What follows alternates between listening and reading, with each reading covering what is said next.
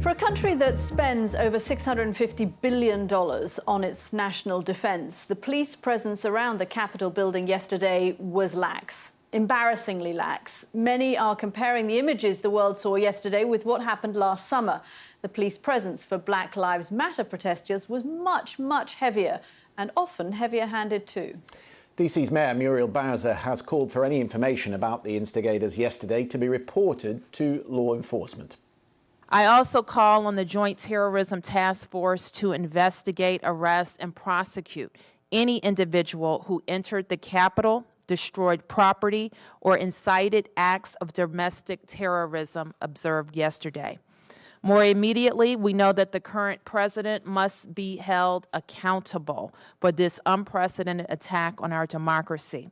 What happened yesterday is what he wanted to happen, and we must not underestimate the damage he can do to our nation and our democracy over the next 2 weeks. And it's not just the president who must be held accountable, so too must the domestic terrorists who stormed the Capitol and threatened members of Congress. What happened yesterday is textbook terrorism. The mayor there of Washington, D.C. Well, Dr. Rashawn Ray is a sociology professor and Rubenstein Fellow at Brookings, and he joins us from there. I'll give you a statistic, shall I? Here's a stat. Last night, there were 68 arrests. If you go back to June in the Black Lives Matter protests, over 400 were arrested in a single night. Do you see a discrepancy? Yeah, of course. I mean, the images are extremely telling. And this is the bottom line. What we have to imagine, and it's not that difficult to imagine because we simply have to go back to last year, as you mentioned.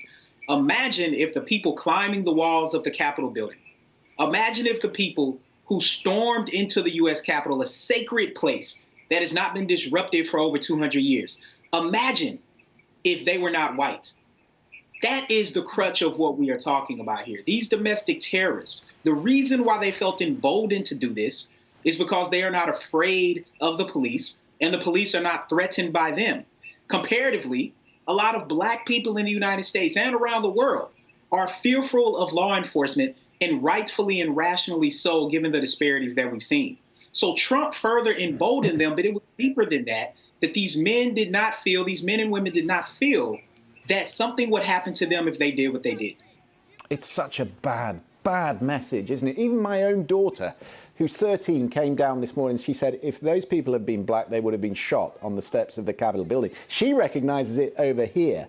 And yet what you see from the pictures last night were white protesters. Some of them had brought weapons with them. There were 2 pipe bombs laid around the Capitol complex, escorted out of the building. Yeah, I mean, look, your daughter is a smart person, first off. The second thing is that when we see what we saw, what we have to keep in mind is that police officers allowed them to come in. They opened up the gates. They were taking selfies with them. They were helping women down the steps of the Capitol. Could you imagine that after they have stormed the Capitol, stormed into a place where people are supposed to be certifying the United States election, that they are still helping these individuals? Why? Because they see them as their friend, as their neighbor, as their sister, as their brother, potentially as their mother. When they see black people, they see a threat. They see a potential criminal. And part of what we have to recognize is that some of the police officers, not the many who are going out trying to do their job, but there are more than it should be, who are bad apples. And one thing I always say is that bad apples come from rotten trees in policing. Well, that rotten tree not only has those bad apple police officers, but those rotten trees also have these domestic terrorists, and the roots of those trees come back to aiming to maintain white supremacy. Dr. Ray, has anything changed in policing, do you think, since last summer and the Black Lives Matter protests that swept across the country?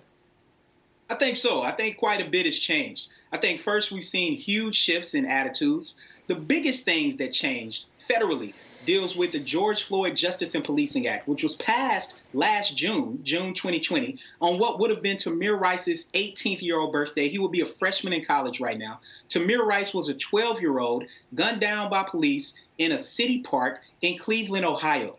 And so that legislation is the most progressive and transformative piece of legislation to hold police officers accountable, to get good reporting, to aim to ensure that funding is being used in the correct way, and to ensure that people have equity when they're on the street. So what happened in Georgia this week, because we have to be clear, that now Senator-elect Raphael Warnock and Ossoff are now going to the Senate, and Democrats control the Senate, they control the House, and they control the presidency. The George Floyd Justice and Policing Act should become law in some way in 2021.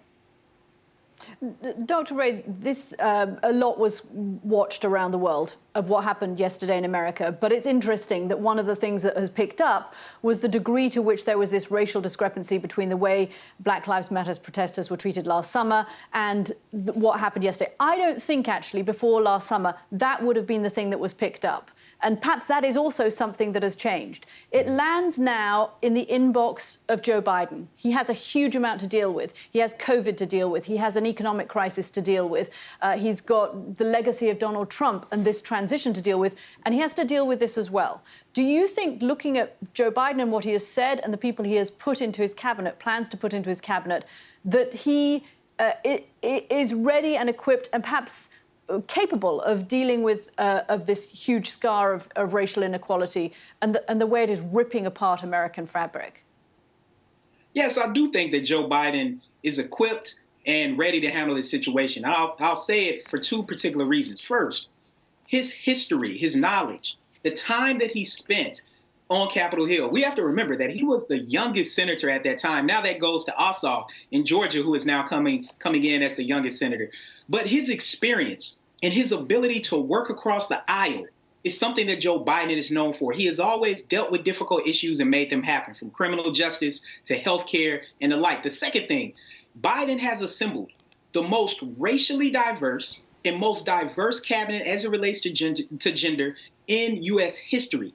That alone will bring forth the best ideas, the best people, and I think that hopefully he'll be able to deal with what Donald Trump will be doing outside of politics and primarily doing things through media to try to heal the soul of the nation in the United States. We'll have to leave it there. Thank you very much indeed for your thoughts on that. A lot of people very unhappy. Rashawn Ray, thank you very much indeed. Thank you.